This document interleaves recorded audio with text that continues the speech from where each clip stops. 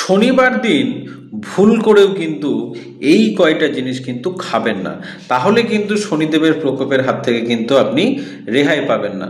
শনিদেবকে যদি আপনি ঠিক রাখতে চান বা শনিদেবের কৃপা পেতে চান, তাহলে এই জিনিসগুলো কিন্তু শনিবার দিন অ্যাভয়েড করুন। প্রথম কথা হচ্ছে, শনিবার দিন মুসুরির ডাল মানে মুসুর ডাল কিন্তু খাওয়া উচিত নয়, কারণ মুসুর ডালের সম্পর্ক কিন্তু মঙ্গল গ্রহের সঙ্গে, আর মঙ্গলের সঙ্গে শনির কিন্তু খুব একটা ভালো সম্পর্ক নেই, সেহেতু মুসুর ডাল কিন্তু খাওয়া শনিবার দিন উচিত নয়।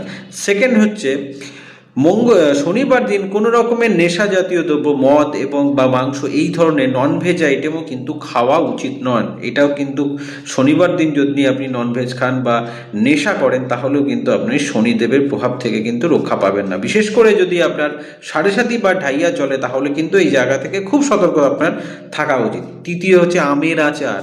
আমের আচারও কিন্তু শনিবার দিন খাওয়া উচিত নয়, কারণ শনিদেবকে টক জাতীয় মানে আম যেমন একটা টক ফল, মানে কাঁচা আম যেটা টক হয়, যেটা দিয়ে আমরা আচার বানাই, এই ধরনের জিনিসও কিন্তু শনিদেবের পছন্দ নয়। তাই এই জিনিসগুলো ভুল করেও শনিবার দিন খাবেন না, তাহলে কিন্তু শনিদেবের প্রকোপ কিন্তু বেড়ে যাবে। শনিদেবকে যদি আপনি ভালো রাখতে চান, শনিদেবের কৃপা যদি পেতে চান, তাহলে এইগুলো জিনিসগুলো অবশ্যই মেনে চলুন। শনিবার দিন এগুলো থেকে দূরে থাকুন। শনিবার দিন ভুল করেও কিন্তু এই কয়টা জিনিস কিন্তু খাবেন না, তাহলে কিন্তু শনিদেবের প্রকোপের হাত থেকে কিন্তু আপনি রেহাই পাবেন না।